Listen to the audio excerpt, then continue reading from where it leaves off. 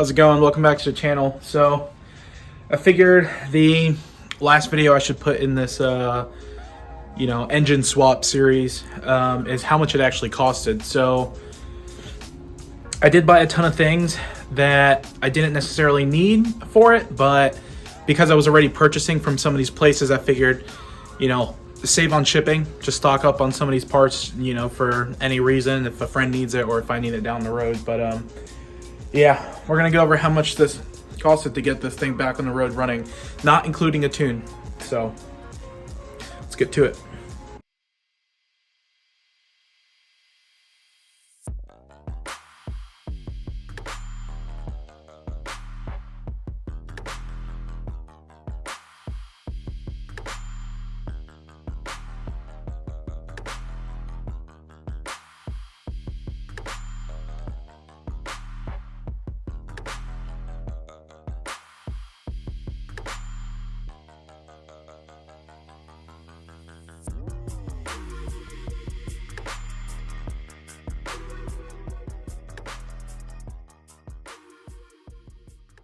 Let's say you found yourself an engine, right? It's good to go, good to drop in. So that's including the timing, anything that's bolted to the engine or anything that needs to be touched on the engine itself. That's all taken care of and it's squared away. The engine's ready to be put in the car and be driven. So that's what this video is going to be about exactly. It's not going to talk about, I know I had that horrible sound when I first got the engine, but that's taken care of. It's pretty much just going to talk everything external of the engine that's needed for the Evo 8 engine to go into an Evo 6. You would think it's pretty simple since it's essentially the same engine, but there is few differences and it's enough to make you need to buy a few parts if you don't have them. So I'm going to go over what parts I needed, even if I had them, and then for the parts I had to buy, we're going to go over the cost for those as well. Of course, I bought these parts over the course of the last 6 months, so they might be a little different, who knows? And depending on where you're from, Evo 8 engines could range drastically in price. I got extremely lucky with this one, but, some others might not be so lucky or the availability is just not there. All right, so first things first, the engine. It's really going to depend on where you're getting it and where you're from, but I paid £2,900 for mine shipped to my door. Yeah, so that's really dependent. Same thing with the oil cooler. I got mine from here because it was the best price that I could find local to me and I could get it in soon enough. But the difference in prices is really going to come from how many rows you get. I went with the 25 row because I wanted space down the line. If I decided to get the Evo built, I will have, enough oil cooler where it'll be efficient, I guess you can say. But there's tons of options, so look around, see what works best for you. This is where I got mine. Again, 25 row oil cooler, 318 pounds. Next thing I had to do was get my turbo rebuilt. I set metal through it. If you're getting a new turbo, it's going to cost differently, but I do have an Art Gennari turbo and it was relatively new, so I just went ahead, sent it back to get rebuilt, and you can see the work that was done. The turbo was actually in pretty good condition, so I got pretty lucky, but yeah, still got some work done. The flywheel had to get resurfaced. They also took out the dowel pins that were in there, or the, I guess, alignment pins that go with the clutch. I had to find new ones of those, but I spent the $20, £20 to get it sandblasted so that it looked good, and then I spent the £48 to get it resurfaced. So again, depending on where you get yours done, that's how much I spent on mine. Next thing I decided to do with the engine and transmission part was get, replacement items for the throwout bearing area. So I got the clutch fork boot where it comes out of the transmission case, and I got the spring clips that go in there, the little felt washers that go through that pin as well, and I got the inspection cover and then the little metal plug that goes into the top of there. So I figured I was there, might as well do it. Spent 38 pounds on that. Here I got the inlet manifold, so the intake manifold gasket, 652, exhaust pipe gasket, 513. That one's specific for the Evo 6. Spark plug cover, or what is that? The Yeah, the spark plug holes, so that was $3.95 each. I got 4 of them, $15.80.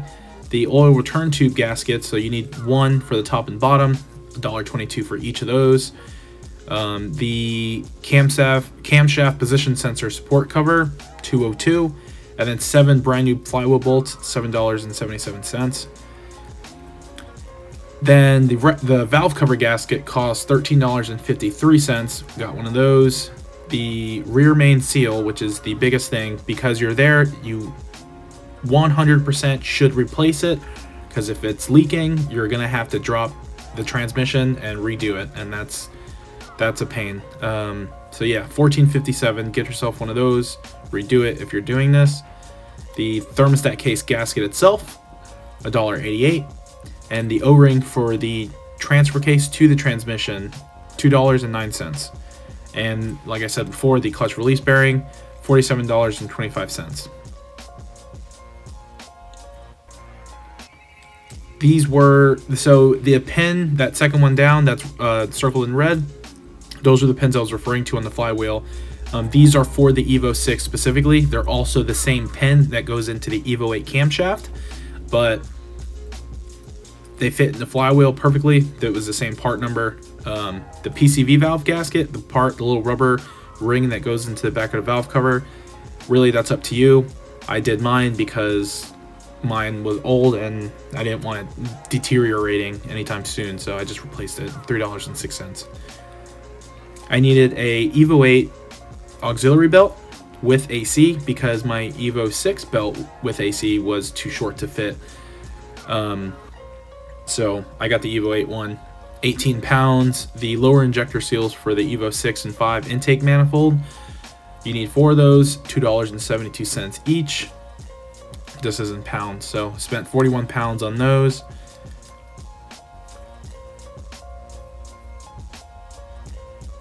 This is the Evo 8 water rail O-ring. So the O-ring that goes on the end of the pipe that pops into the water pump, that's what that is.